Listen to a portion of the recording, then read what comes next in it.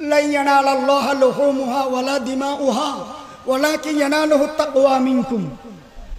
আল্লাহ তাআলা কুরবানির পশুর গোশত খায় না, হাড্ডি খায় না, এগুলো আল্লাহর কাছে যায় না। আল্লাহ তাআলা বান্দার তাকওয়া চায়, তাকওয়া। ফাসল্লি লিরাব্বিকা ওয়ানহার। আল্লাহ তাআলা বলেন আমার জন্য নামাজ পড়ো, আমার জন্য কুরবানি দাও। কুল ইন্না সলাতি ওয়া নুসুকি ওয়া মাহইয়া ওয়া মামাতি লিল্লাহি রাব্বিল আলামিন। ওহে নবী আপনি বলুন আপনার জীবন, আপনার মরণ, আপনার নামাজ, আপনার কুরবানি কার জন্য? আল্লাহর জন্য। কুরবানি কয়দিন করা যায়?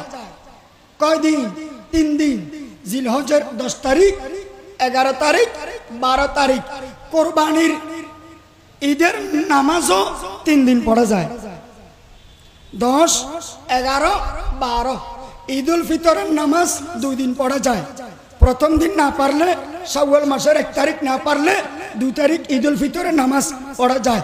কিন্তু কুরবানির ঈদের নামাজ, ঈদুল আজহার নামাজ 3 দিন পড়া যায়। জিলহজের 10 তারিখ না পারলে 11 তারিখ না পারলে 12 তারিখেও পড়া যায়। তবে প্রথম দিন কোরবানি করা উত্তম, যদিও 3 দিন কোরবানি করা যায়। প্রথম দিন কোরবানি করা উত্তম, যদিও 3 দিন ঈদের নামাজ পড়া যায়, কোরবানির ঈদের নামাজ, কিন্তু প্রথম দিন উত্তম, প্রথম দিন উত্তম। আপনাদেরকে প্রশ্ন করব,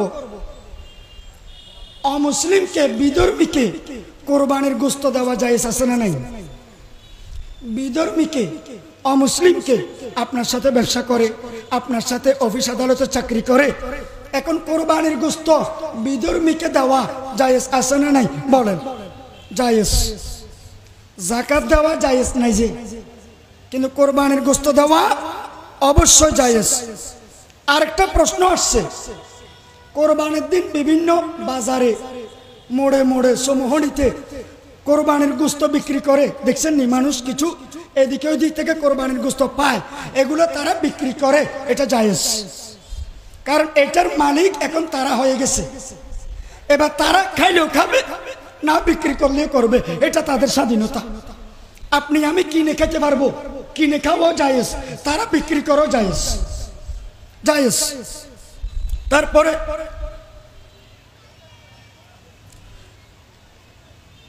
কুরবানি কার উপর ওয়াজিব?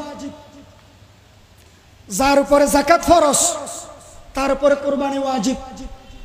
যার কর্জ নাই, ঋণ নাই, অভাব অনটন নাই, 7.5 ভরি স্বর্ণ আছে, অথবা 52.5 তোলা রূপা আছে, অথবা 52.5 তোলা রূপার মূল্য, দাম, টাকা আছে, কমপক্ষে 80,000 থেকে 1 লক্ষ টাকা আছে, জমা আছে, তার উপরে কোরবানি ওয়াজিব, তার উপরে যাকাত ফরজ। যাকাতের বেলায় 1 বছর জমা থাকতে হবে, কিন্তু কোরবানির বেলায় 1 বছর এই টাকা, এই নিসাব জমা থাকতে হবে না। ওই কোরবানির 3 দিনের ভিতরে পাইলে হবে, এই নিসাব পাইলে হবে। তারপরে কোরবানি কয়েক প্রকার আছে। কোরবানি করা ওয়াজিব, নিসাবের মালিক যিনি তার উপরে কোরবানি করা ওয়াজিব। 2 নম্বর, কোরবানি করা নফল, নিসাবের মালিক যিনি নয় তিনি চাইলে কোরবানি করতে পারবে, এটা নফল। 3 নম্বর, মান্নতের কোরবানি, কোন একটা মান্নত করছে, এই কাজটা হয়ে গেলে সে কোরবানি করবে, তাহলে এটা মান্নতের কোরবানি। এই মান্নতের কোরবানি খেতে পারবে না, মানুষকে, গরিবকে দিয়ে দিতে হবে। আর একটা হলো ওসিয়তের কোরবানি, কেউ মৃত্যুর সময় বলে গেছে কোরবানি দেওয়ার জন্য, তার নামে কোরবানি দিলে এই কোরবানির গোশত সদকা করে দিতে হবে, কোরবানি দাতা খেতে পারবে না। আর একটা হলো কাজা কোরবানি, এতদিন তার উপর কোরবানি ওয়াজিব ছিল, সে কোরবানি দেয় নাই, কাজা দিতে হবে, এটা ওয়াজিব আমল, যে কাজা দিতে হবে।